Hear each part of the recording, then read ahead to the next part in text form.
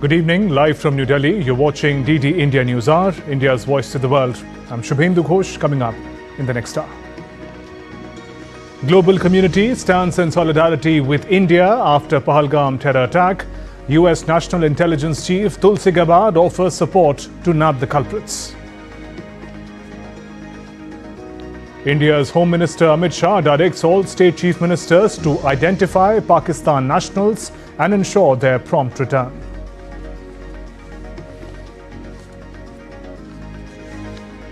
US envoy Steve Vitkov meets Vladimir Putin in Moscow. Trump calls it a key moment in diplomacy to end the war in Ukraine. Donald Trump says China's Xi Jinping called him. Beijing disputes US characterization of the talks.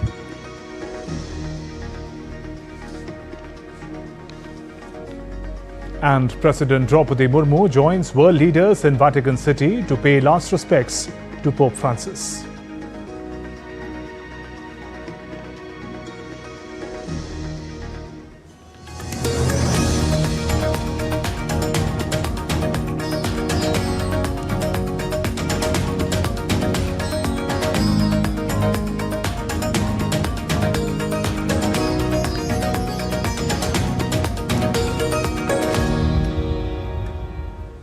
The global community has united in grief and condemnation after the terror attack in Pahalgam, India.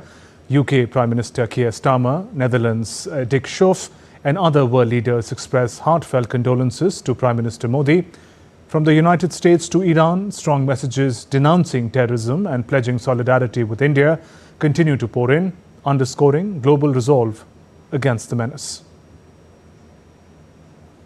The world has shown unity and unequivocally condemned the cowardly attack on tourists in Pahalgam, India.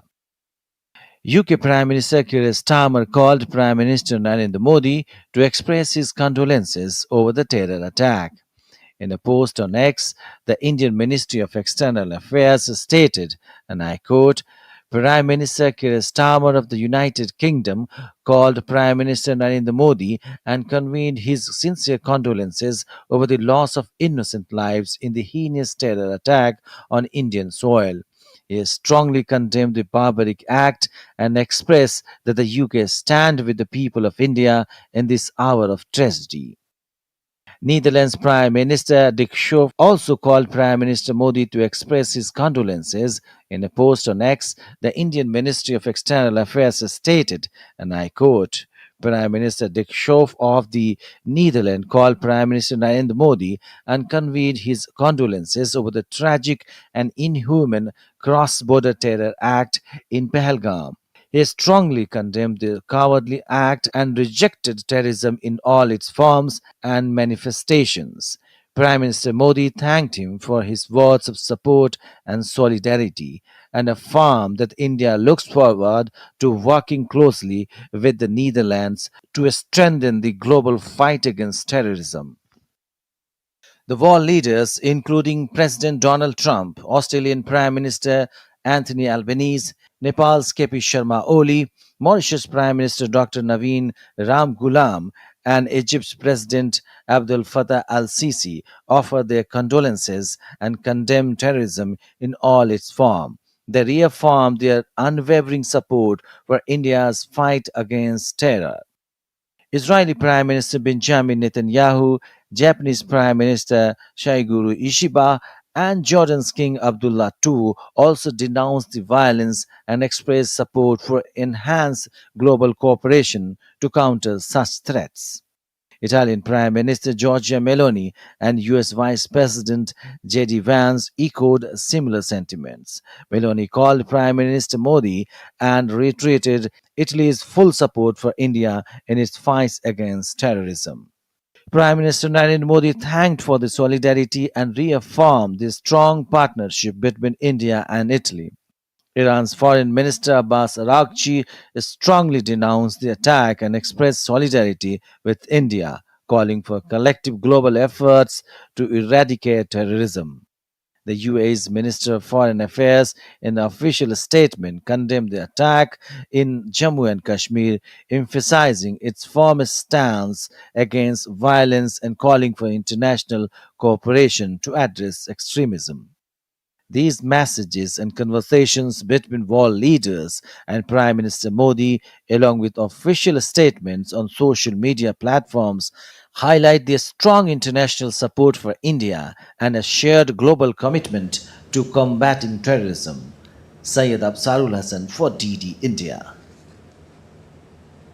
And the US Director of National Intelligence, Tulsi Gabbard, expressed her solidarity with India following the tragic terrorist attack in Pahalgam, Jammu and Kashmir. In a post on X, she says, "We stand in solidarity with India in the wake of the horrific Islamist terrorist attack in Pahalgam. My prayers and deepest sympathies are with those who lost loved one, Prime Minister Narendra Modi, and with all the people of India.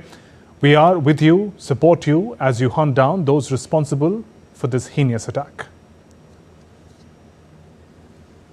Sri Lankan President Anura Kumara Dissanayake spoke to Prime Minister Modi to convey his condolences over Pahalgam attack.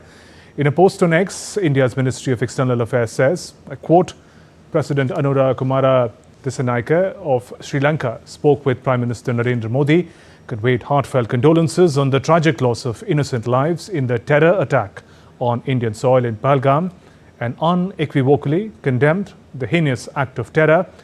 President Dissanayake expressed Sri Lanka's solidarity with India during this difficult time, reaffirmed the shared commitment to combat terrorism in all its forms and manifestations.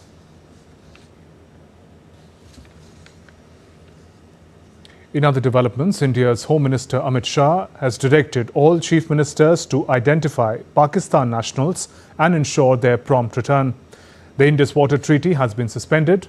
Jammu and Kashmir Chief Minister Omar Abdullah has welcomed the steps taken by India in terms of suspension of the water treaty. Following the terror attack in Pahalgam, India is now taking bold, multi-pronged steps against the terror-sponsoring entities. India's Home Minister Amit Shah spoke to the state chief ministers in the light of Tuesday's terror attack in Jammu and Kashmir. Home Minister Amit Shah instructed all state chief ministers to identify Pakistan nationals in their respective states and take necessary action to ensure their swift return to Pakistan. Home Secretary Govind Mohan also held a video conference with all state chief secretaries, directing them to take required action against Pakistani nationals in the wake of suspension of visas. Maharashtra Chief Minister Devendra Fadnavis has announced that all Pakistani nationals residing in the state must leave India immediately or face legal action. कोई भी नागरिक Pakistani visa लेकर 48 घंटे से ज्यादा महाराष्ट्र में न रुके, इस दृष्टि से हमने प्रयास शुरू किए हैं और हम पूरी तरीके से मॉनिटरिंग करेंगे, उनको बाहर निकालेंगे, जो लोग ओवरस्टे करेंगे उनके ऊपर कानूनी कार्रवाई की जाएगी. Another big decision taken by India is the move to suspend the Indus Water Treaty. A meeting took place at Home Minister Amit Shah's residence in Delhi on Friday, attended by senior ministers including External Affairs Minister Dr. S. Jaishankar and the Minister of Jal Shakti, C.R. Patil, during which the decision on the Indus water was taken. Now, Government of India has taken some steps as far as Jammu and Kashmir is concerned. Let's be honest, we have never been in favor of the Indus Water Treaty. We have always believed that the Indus Water Treaty has been the most unfair document to the people of Jammu and Kashmir. Suspending the Indus Water Treaty may lead to disruptions in water supply, which could impact Pakistan's agriculture and the hydropower projects. The decisions taken by India on Friday is a follow-up to the recent sweeping measures taken that include a range of diplomatic, security and cross-border policy actions against Pakistan, like suspending visa services for Pakistani nationals, revoking SAARC visa exemptions, and shutting down key border transits. Bureau Report, DD India. And Pakistan stands exposed once again as 3 terrorists behind the dastardly Pahalgam terror attack have been identified as LET Lashkar-e-Toiba terrorists. Jammu and Kashmir police confirmed that one of the terrorists involved in Pahalgam massacre is Adil Hussain Thokar, a resident of Anantnag, while the other two terrorists identified by the police are Ali Bhai, also known as Talha Bhai, and Hashim Musa alias Suleiman, both referred to as Pakistan National LET terrorists. Meanwhile, in a significant development following the recent terrorist attack at Pahalgam, authorities on Friday demolished the houses of two Lashkar-e-Toiba terrorists in South Kashmir. According to official sources, the house of Asif Sheikh in Tral area of Pulwama, that of Adil Thokar in Bijbehra area of Anantnag were brought down through controlled blasts. Both individuals are alleged to have played a role in the Pahalgam terror attack. The attack, which took place on Tuesday, claimed the lives of at least 26 people, comprising 25 tourists and a Pahalgam local. The demolition action comes as part of intensified efforts by security agencies to crack down on those aiding and abetting terrorism in the region. Meanwhile, in a meeting with top army officials in Srinagar, Jammu and Kashmir Lieutenant Governor Manoj Sinha asked the Army Chief General Upendra Dwivedi to take effective steps to bring those responsible for the Pahalgam terror attack to justice and intensify efforts to crush terror infrastructure and ecosystem. He added that every perpetrator and supporter of Pahalgam terror attack must be hunted.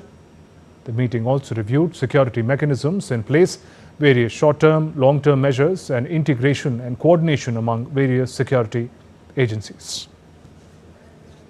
Earlier, Indian Army Chief General Upendra Dwivedi was briefed by the 15 Corps Commander on the security situation and actions being taken by the formations against terrorists inside own territory and Pakistan Army attempts to violate ceasefire along the LOC. Still to come on DD India Newshour. US envoy to meet Iranians for third round of nuclear talks. Donald Trump to offer Saudi Arabia over $100 billion arms package. Vietnam braces for holiday tourist surge.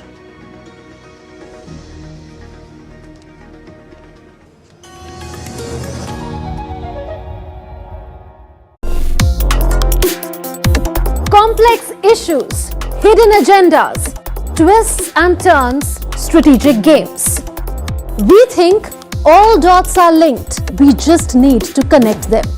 Join me every week as I connect the dots to unravel hidden designs in statecraft, mysteries, and decode issues that matter to you. Watch Connecting the Dots with me at these times on DD India.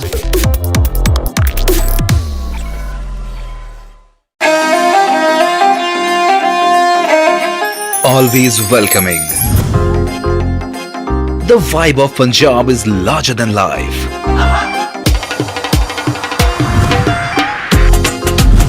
Warm up to grandeur that's beyond compare.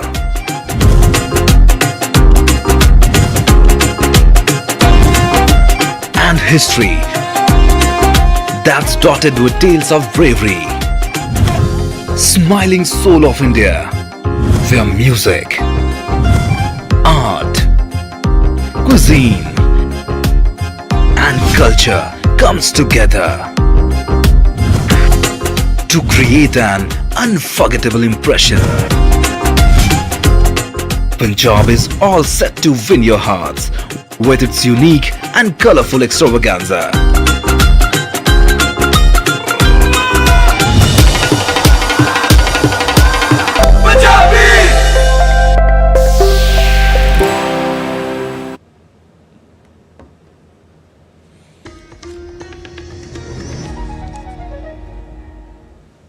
Welcome back. You're watching DD India Newshour. I'm Shubhendu Ghosh. Let's turn to some international developments.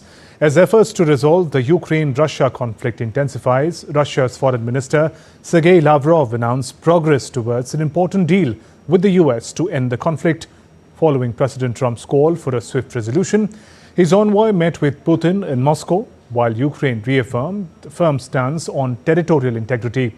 Rabindra Chauhan gets us more.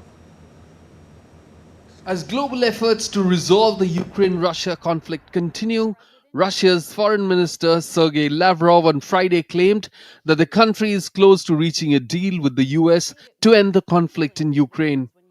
Well, the President of the United States believes, and I think rightly so, that we are moving in the right direction. The statement by the President mentions a deal, and we are ready to reach a deal, but there are still some specific points, elements of this deal which need to be fine-tuned. Lavrov stated that Moscow is ready to negotiate a deal to resolve the conflict in Ukraine after US President Donald Trump urged President Putin to halt the attacks. Trump has been pushing for a swift resolution. On Friday, Trump's envoy Steve Vitkov met Russian President Putin in Moscow. The Ukrainian delegation at this week's talks in London with allies reaffirmed the principles guiding the peace talks, including Ukraine's firm stance that it will never recognize any part of its territory as Russian. At the negotiations in London, the Ukrainian side, as in previous negotiations, confirmed its principal position within the framework of a broader long-term peace settlement. This is not about a ceasefire now, but in general about a broader long-term peace settlement. Meanwhile, the cause behind a car bomb explosion that killed senior Russian officer Major General Yaroslav Moskalik on Friday in Balashikha near Moscow remains unclear. The device was detonated remotely as he passed a parked car. While no group has claimed responsibility, Moscow has previously blamed similar attacks on Ukrainian operatives. Amid efforts to expedite peace talks mediated by the United States, recent discussions have revealed key disagreements between the US, European countries, and Ukraine. Talks in Paris and London in April highlighted divisions over the issues such as territorial settlements, sanctions on Russia, and security guarantees. Bureau Report, DD India. US President Donald Trump has insisted that Chinese leader Xi Jinping called him, despite Beijing's denials of any contact between the two countries over their bitter trade dispute.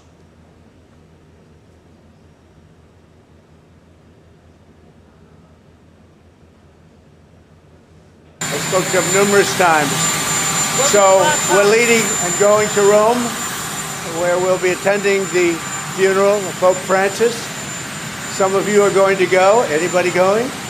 And it's going to be very interesting. We're going to meet with a lot of the foreign leaders. They want to meet. Trade deals are going very well. I think Russia and Ukraine, I think they're coming along, we hope. Very fragile. And Iran, I think, is going very well. We'll see what happens. We're working on plenty of things that shouldn't be worked on because none of this stuff should have happened. This should have been taken place by Biden. It should have been fixed by Biden, but he couldn't do it. The world's two biggest economies are locked in an escalating tit-for-tat trade battle triggered by Trump's levies on Chinese goods, which have reached 145% on many products. Finance Minister Joe Kirkis is hopeful to crack a US tariff deal within 90 days, but still posed a warning about how the tariffs could upend the global trade efficiency. European Central Bank's Joachim Angel concurred. The global trade landscape has faced turbulence ever since US announced heavy tariffs, sparking strong reactions from the major global economies. The tariff decisions made by the Trump-led government now seems to be showing the repercussions in the global economy, rippling across major trade partners. Here's a report by DD India's Shobhit Chandola. Finance Minister Joe Kirkis is hopeful to crack a US tariff deal within 90 days, but still posed a warning about how the tariffs could upend the global trade efficiency. European Central Bank's Joachim Angel concurred, adding that ultimately the US will also face its inflationary pressures, probably outnumbering the EU too. Export-driven German economy has been impacted hard. Germany's economy minister has predicted zero GDP growth for this year, blaming the tariffs for the disastrous performance. Meanwhile, US Treasury Secretary Scott Bessent has said that the US and South Korea are in trade talks and are slated to come to an agreement starting next week. Further, US Treasury Secretary has called China's export-driven model unsustainable. It's crystal clear that Trump's tariffs are sparking a global trade war, with nations grappling with its repercussions. The global trade market remains uncertain while the economic stability hangs in the balance. Bureau Report, DD India. US President Donald Trump's envoy Steve Vitkov will meet Iranian officials for a third straight week as adversaries seek a nuclear deal. Vitkov last met Iranian Foreign Minister Abbas Araghchi in Rome on Saturday, where they reportedly installed progress, called for talks among technical teams. The US State Department announced that Vitkov would himself attend the technical talks to take place Saturday in Oman, where he held his first meeting with Araghchi on April 12th. US Policy Chief Michael Anton will lead the technical work on the American side. Moving on, President Trump signed an executive order to expand US deep-sea mining for rare earth minerals in domestic and international waters on Thursday, despite warnings by environmental groups. Under the order, the Secretary of Commerce has 60 days to expedite the process for reviewing and issuing seabed mineral exploration licenses and commercial recovery permits in areas beyond national jurisdiction. While House aides said the initiative could help the US extract over 1 billion metric tons of deep-sea nodules and inject hundreds and billions of dollars into the economy, the accelerated deep-sea mining policy aims to counter China's expanding control over seabed minerals by reinforcing ties with allies in industry.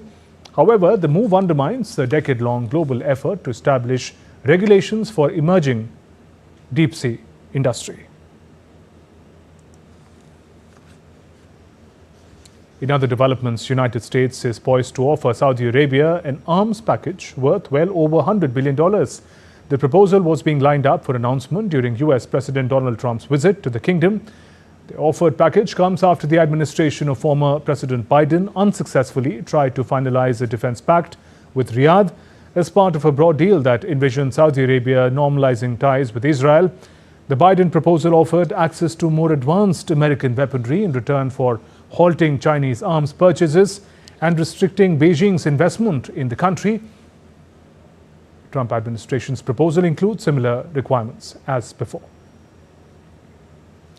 Reaffirming India's commitment to the Neighbourhood First policy, India has sent assistance consisting of medicines and vaccines for patients of thalassemia and sickle cell disease worth $2 million, responding to a request from Nepal. The first tranche of over 17,000 vials of vaccine for immunization of patients with thalassemia was handed over to Nepal.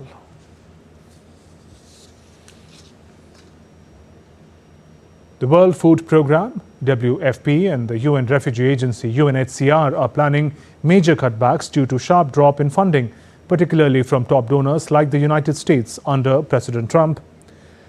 WFP warns 58 million people risk extreme hunger without urgent aid, with Sudan among the most affected countries. The agency expects 40% funding drop in 2025 this year, prompting a focus on critical programs. UNHCR plans 30% cost reduction, halving the senior roles and closing some country offices. Meanwhile, WFP announced on Friday that it has exhausted its food supplies in Gaza due to more than 7 weeks of sustained border closures. In a statement, the organization said no humanitarian or commercial goods have entered the enclave during this period. On to our next story, a farewell steeped in faith and reflection. Millions around the world mourn Pope Francis, the pontiff of the people. From Americas to Asia, tributes pour in for the man who championed humility over hierarchy. As Catholic Church prepares for its next chapter, hearts remain with the shepherd who walked with the forgotten. Here's a report by DD India's Mihir Mekuri. A pontiff who lived and breathed for the poor, the marginalized and the forgotten. Pope Francis is being mourned across the globe. A life of compassion now etched in memory. From dawn till dusk, long queues of the faithful have been flowing into St. Peter's Basilica, paying their final respects. The solemn farewell builds up to the Pope's funeral, set for Saturday. It's a very strong feeling to be here. He's the only Pope we have had who came from South America, a Pope who had many good intentions for the Catholic Church. He cleaned up all the bad, maybe not all of it, but he tried. He was a big part of the lives of Catholics like me. The farewell was very sad, but I thank God that I was able to see him. World leaders are expected to attend the funeral, among them India's President Droupadi Murmu, President Donald Trump, Brazil's Lula da Silva, and Ukraine's Zelensky. Their presence underscores the Pope's global influence. Across the world, from Cuba to Indonesia, Catholics are gathering in churches, holding masses, and reflecting on the Pope's legacy of humility and humanity. If we look at the younger generation now, many of them are stressed thinking about money and money. But the Holy Father teaches simplicity. He always taught us that we must be able to determine our life goals, and he often said that he didn't want us to be slaves to materialism. He will guide us from heaven. We lost him on earth, but we gained him in heaven, no longer as a pope, but as an intercessor, as someone who is at Jesus' side. He will enlighten us. With the Holy See, or the seat of the Pope, now vacant, the Catholic Church look to its future. On Friday, cardinals gathered for the 4th General Congregation, part of the pre-conclave process to discern the qualities needed in the next spiritual leader. As preparations for the conclave intensify, the Church stands at a moment of transition, seeking a shepherd who can carry forward the legacy of Pope Francis. Mihir Makri for DD India. And President Droupadi Murmu, who is on a 2-day visit to Rome, paid her respects to Pope Francis at St. Peter's Basilica in the Vatican City on Friday, where his mortal remains are placed for the public viewing. President Murmu will attend the funeral mass of Pope Francis on Saturday.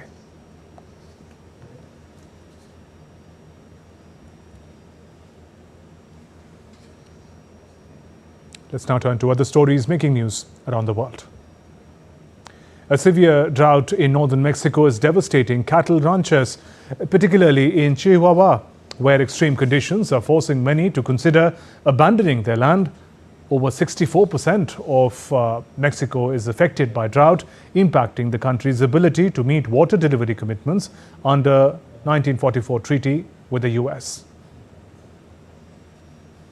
A ceremonial saber once owned by French Emperor Napoleon is set to be auctioned in Paris on May 22nd at the Hotel Drought, commissioned in 1802 and later gifted to Marshal Emmanuel Le Grouchy. The gilded silver sword with sharkskin sheath has been preserved by Grouchy's descendants since 1815. Vietnam's Hue is anticipating significant surge in tourism during the upcoming National Reunification Day and Labor Day holidays from 30th April to 1st of May. The city is preparing a vibrant array of cultural performances, culinary experiences, luxury travel offering as part of Four Seasons Festival with Hue's National Tourism Year 2025. And still to come on DD India Newshour.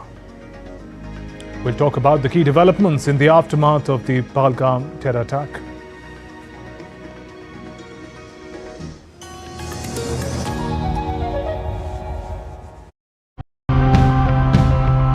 We explore various ways in which the delicate balance between urban development and environmental responsibility can be found. We should have a target today that a minimal certain percentage of land must protected as for agricultural and horticultural purposes. Our urban agriculture programs are designed to tackle food security and meet the nutritional needs of the poorest. In future, caves will become more attractive as they have a direct impact on the fight against climate change. The government is going to implement a scrapping policy designed to take old polluting vehicles off the road to reduce India's carbon footprint. So we are converting existing petrol motorcycles and scooters into electric ones.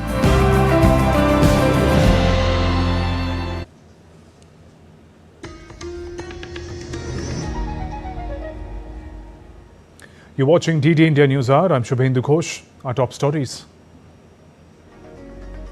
Global community stands in solidarity with India after Pahalgam terror attack. US National Intelligence Chief Tulsi Gabbard offers support to nab the culprits.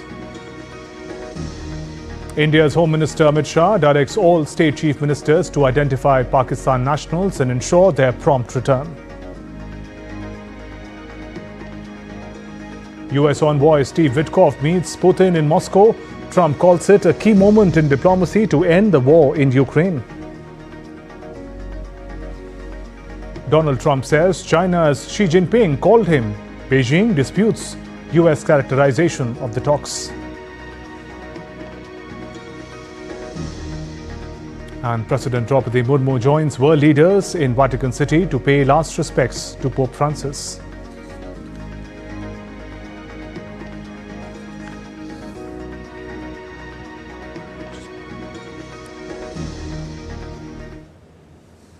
We now return to our top story of the developments in the aftermath of the Pahalgam terror attack. Key developments have taken place. The global community, importantly, has stood by India. There have been condolences messages that have come in. The latest being coming in from Tulsi Gabbard. To talk about these key developments, joining me are two eminent guests. Let me welcome Yashobardhan Shah Azad, former Special Director, Intelligence Bureau. Also joining us is Sanjeev Krishan Sood, former Additional Director General of the BSF. He also served at crucial border postings in Kashmir. Good evening and welcome to both of you. Mr. Azad, if I can come to you, while the investigations are still on, from your experience, sir, if you could share some insights into the manner in which the Pahalgam terror attack was carried out. It was a meadow, a tourist spot. One would assume it would have been safe. Yeah, it's a Baisaran meadow, about 6 kilometers up Pahalgam. It actually is in Anantnag district, but as the Lidar River goes through Pahalgam, there is also a dense forest around, and it's in the, from there you can go out to the lower reaches of the Pir Panjal range.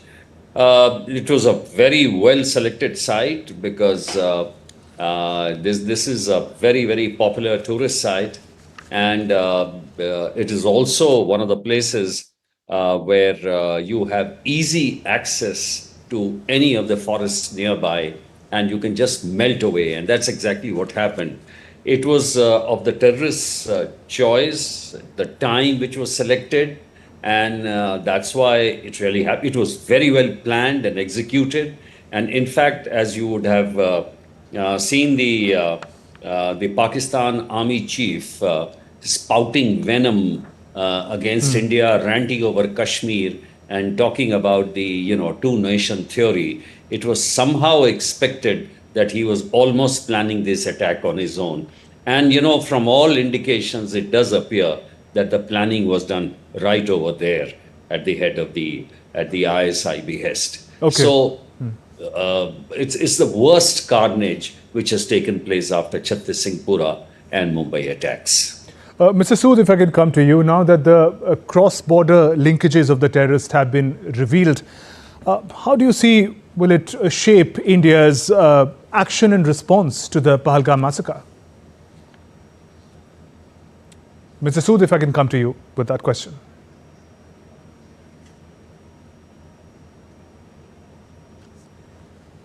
We're trying to connect with Sanjeev Krishan Sood as well. If I can bring that question to you while we're trying to connect with Mr. Sood. Mr. Azad, if I may bring that question to you again. Sure. One of the first things I would say is that the LOC agreement, which we have since 2021, has benefited Pakistan immensely, much, much more than India. It has been able to, divert about 70,000 of its troops on the Afghan border after the expulsion of 1 lakh Afghans from Pakistan. It is already in a tense face-off with the Tehreek-e-Taliban. And much of its troops are also in Balochistan to crush the Baloch insurgency. Another part of the troop is in Gilgit-Baltistan to contain the dissent, which erupts every now and then. And finally, they are there to also protect the interests of CPEC, because China had protested about the killings of the Chinese along all these projects. And so this is also giving a lot of time to the ISI to double down on covert activities in Kashmir. So how has the ceasefire helped us? I think the first thing which should be done, the option should be to abrogate this ceasefire treaty. In fact, in any way, Pakistan has said that in reply to our staying of Indus Water Treaty, it says that they have abrogated the Shimla Agreement. In any case, they never listened to the Shimla Agreement, and all the time they were bringing Kashmir to the United Nations. So in that respect, this is really strange that they are coming up with new things. And in fact, their defense minister talked about how Pakistan was used to help the Taliban during Soviet days in Afghanistan at the behest of America. And the best thing is that one of the ex-Pentagon official has said that Pakistan or the ISI should be declared a rogue organization. Right. Mr. Sood, if I can connect with you and bring the same question that I wanted to get to you earlier, sir, about the scope of India's action and response to the Pahalgam massacre, especially in view with the connections, the cross-border connections to Pakistan, LET have been revealed of the terrorists. Mr. Sood, are you with us? Your question? Yes, sir. I was asking you about the magnitude of India's reaction and action to the Pahalgam terror attack, especially given that the connections, the cross-border connections have been made very clear. Yes. So the initial response of holding in abeyance the Indus Water Treaty and suspending trade, etc., is an extremely good step. But then if we are considering some kind of military action, then a lot of thought process has to go into it.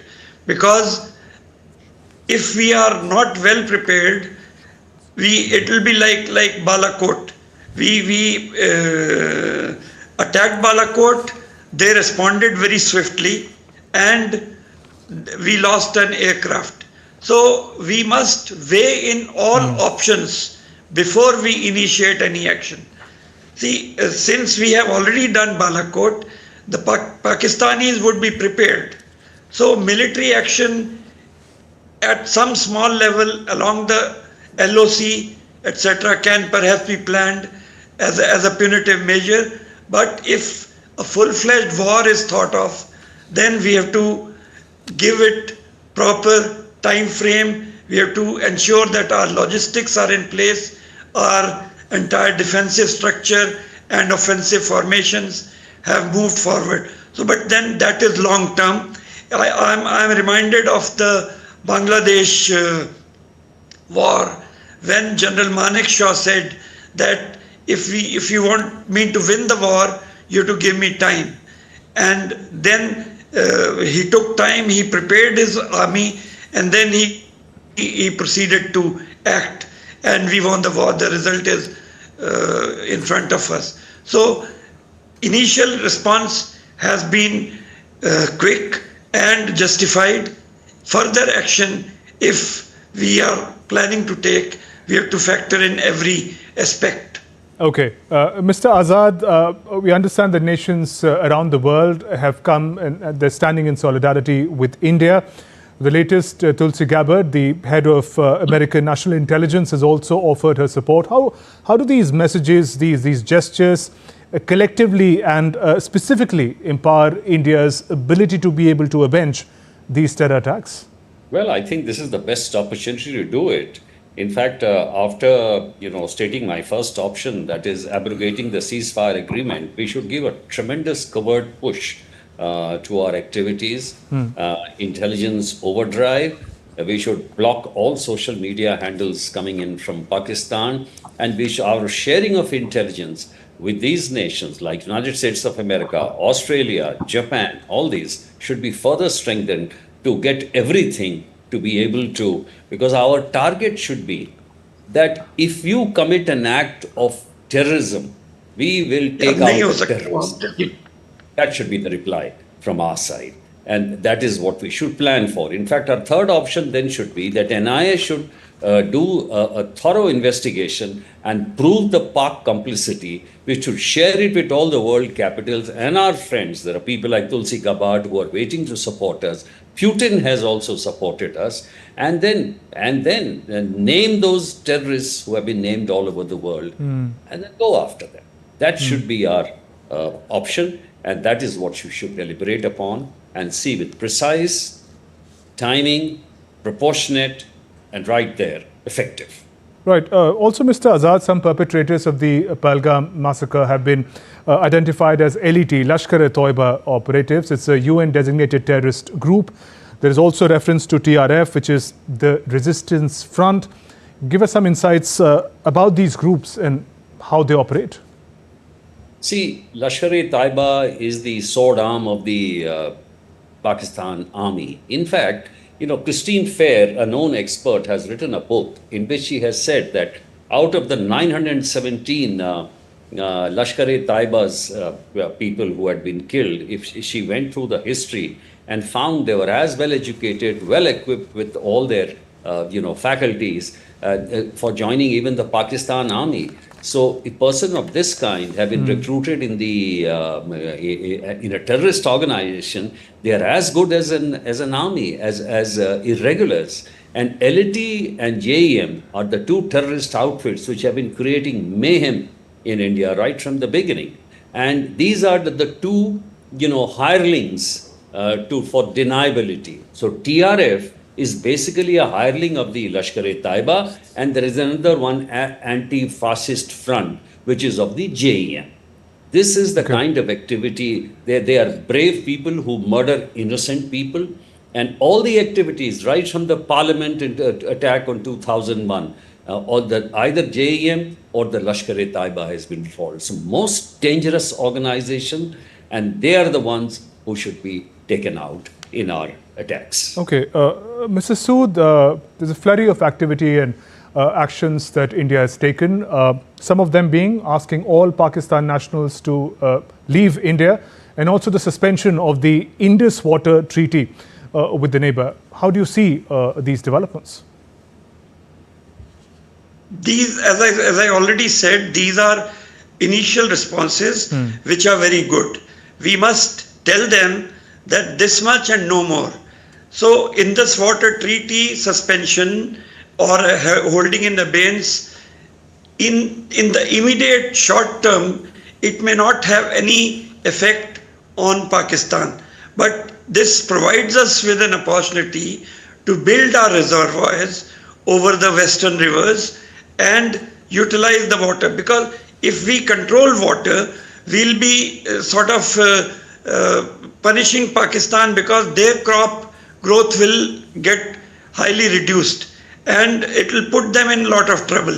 And this is one way of forcing them to stop their assistance to the terrorists. So initial response is very good. Secondly, the suspension of medical visas is going to be a very big measure, because a lot of Pakistanis, so as Bangladeshis, come to India for medical treatment. So these steps are extremely good, but thereafter, and as has been said by Mr. Azad also, a proper investigation into the incident is essential.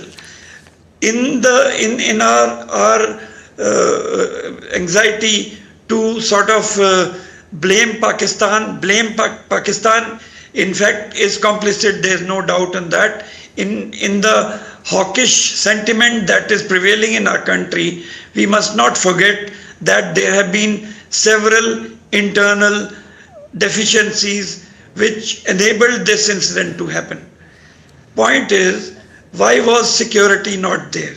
Why was there no information or intelligence available about the likelihood of the incident. See, this is the first time we have become complacent. You see, for last 4 or 5 years, there have been very few incidents in Kashmir Valley. That led to a sense of complacency amongst the security establishment. Okay, and if I can take and that also point, amongst the intelligence that point, Mr. Sood, if I can... We also probably shifted some of our troops to the southern areas of Pir Panjal. And therefore, we must also investigate why, firstly, intelligence was not available. Secondly, why there was no security. This is extremely important. Besides, right, Mr. Sood, let me take that point, sir. Let me take that point to Mr. Azad. The kind of role that timely intelligence plays in averting such terror attacks, and it may be too early, but how can we ensure that such an attack proactively never takes place again?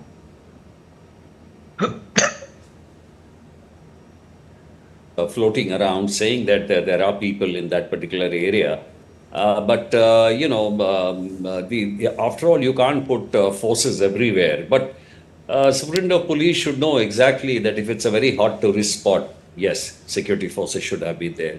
No, we have to kind of reorient our intelligence and tactics now, because today the number of foreign terrorists are more, and they are coming in with M4 rifles, across the border.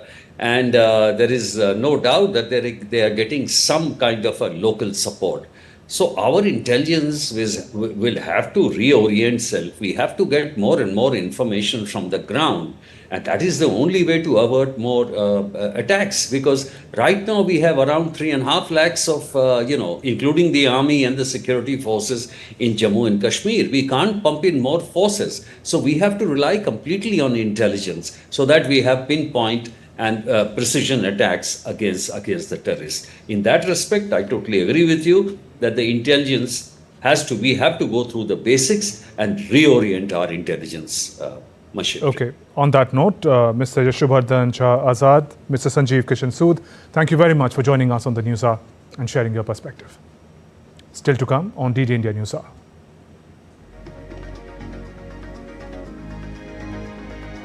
India mourns the loss of great space scientist, ex-ISRO chief Dr. K. Kasturinangan, passes away at 84.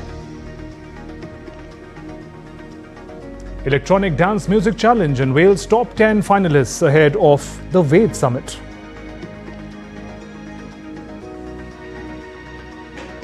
Basketball legend Kobe Bryant, LA Lakers debut jersey becomes 4th expensive game-worn sports jersey of all time.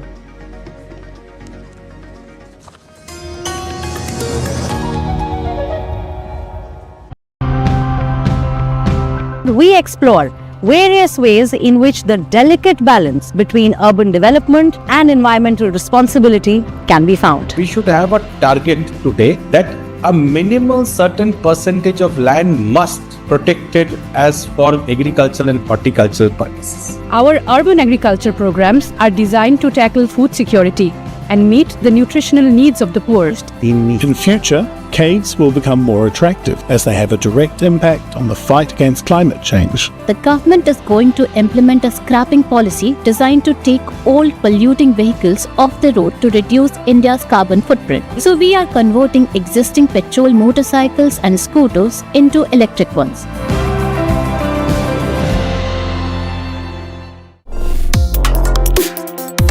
Complex issues.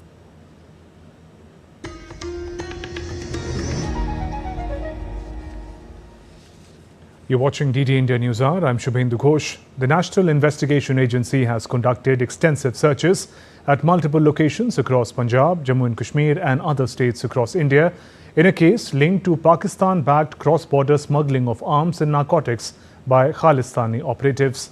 Several electronic devices and other incriminating materials were recovered during the searches. The suspects under scanner are aligned with the ideology of proscribed terrorist organization as per NIA investigations.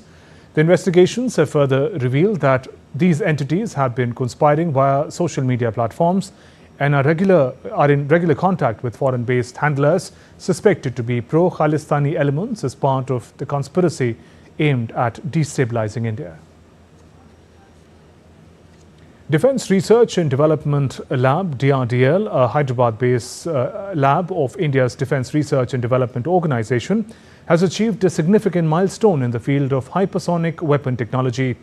DRDL conducted long-duration active-cool scramjet subscale combustor ground testing for more than 1,000 seconds at a newly built state-of-the-art Scramjet Connect test facility in Hyderabad on Friday.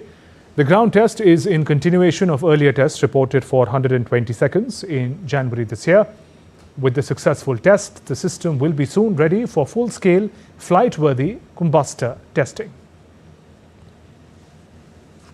Former ISRO chairman Dr. K. Kasturirangan passed away in Bengaluru on April 25th. He was 84 years old. Dr. Kasturirangan served as the 5th chairman of ISRO between 1994 and 2003. Also as Secretary, Department of Space for over 9 years. He led ISRO, the Space Commission, Department of Space for over 9 years. He stepped down from office on August 27, 2003. The Create in India challenge is heating up as participants across various contests gear up for the much anticipated WAVE Summit. Celebrating innovation, creativity, collaboration, music production and live performances, Resonate, the EDM challenge, has now announced its top 10 finalists.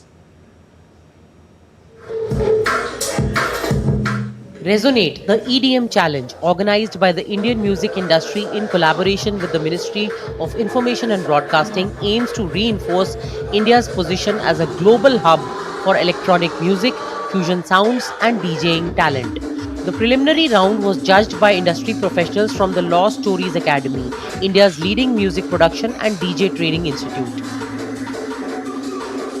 This is a really great initiative by IMI, the Ministry of Information and Broadcasting, the WAVE Summit. I think it's going to open a lot of doors for electronic music as a genre in India.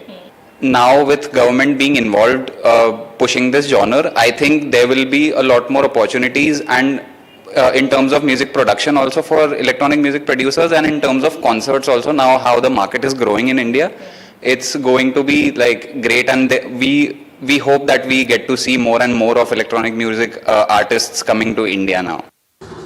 The challenge was open to artists, composers, musicians and performers from around the world with prior experience in creating and producing EDM, and is seen as a launch pad for talent. Prayag Mehta notes that the WAVE Summit will provide a commercial and creative platform for winners and EDM artists to shine and grow. The top 10 shortlisted participants include Shrikant Vemula and Mayank Vidhani from Mumbai, Kshitij Godwe from Pune, Aditya Upadhyay from Kumarikata, Assam and Devansh Rastogi from New Delhi. These finalists represent a dynamic spectrum of India's electronic music landscape, from atmospheric ambient styles to high-octane dance tracks. They will now have the opportunity to captivate audiences at the WAVE's Summit, set to take place this May. Shama Mishra for DD India. You're watching DD India Newshour. Let's turn to sports. A jersey worn by late basketball legend Kobe Bryant during his Los Angeles Lakers preseason and regular season debut was sold for $7 million in New York City on Thursday. The jersey worn by Bryant during his 1996-97 rookie season becomes the fourth most expensive game-worn sports jersey of all time. The American spent his entire career with Lakers, winning the NBA championship 5 times, being crowned the most valuable player once in 2008. Bryant died aged 41 in January 2020, helicopter crash that also killed his daughter, Kiana, and 7 others. English soccer club Liverpool only need a point at home against struggling Tottenham Hotspur to seal a 20th top-flight title. Following second-place Arsenal's 2-2 draw with Crystal Palace in midweek, Liverpool can win the Premier League by reaching 80 points from 34 matches in the Slot's first season in charge. First of all, that's a big responsibility because we are aware of the fact that the last time this club won the league, it was COVID time. So everybody is looking forward to Sunday. But we know that there's still a job to be done, and that's at least 1 point. And that's what we know, and hopefully our fans know as well when they come to the stadium. that they support us in the best possible way they can, which they've done the whole season, and are aware of the fact that we still need a point, and that's something we are definitely aware of here inside this building. So it's a nice game to look forward to, but it's also a responsibility we have for Sunday. Vancouver Whitecaps secured a 2-0 upset win over Messi's Inter Miami in the first leg of their CONCACAF Championship Cup semi-finals. Miami's team featured stalwarts like Messi, Sergio Busquets, forward Luis Suarez and defender Jordi Alba. Despite the star power, it was the Whitecaps who emerged victorious. Brian White opened the scoring in the 24th minute, while Sebastian doubled the lead and sealed the deal in 84th minute. The second leg of the semi-finals will be played in Florida on May 1st. The winner will advance to the finals on June 1st. That's all for this edition of DD India News Hour. Let us know your thoughts on the news of the day. For those on the go, you can get all the latest news and updates from India and across the world on DD India mobile app. The app is available on both Android and iOS. Scan the QR code and download now. We'll be back with more news as it breaks here on DD India. I'm Shubhendu Ghosh from all of us here in Delhi. Thanks for watching DD India News Hour. Namaskar.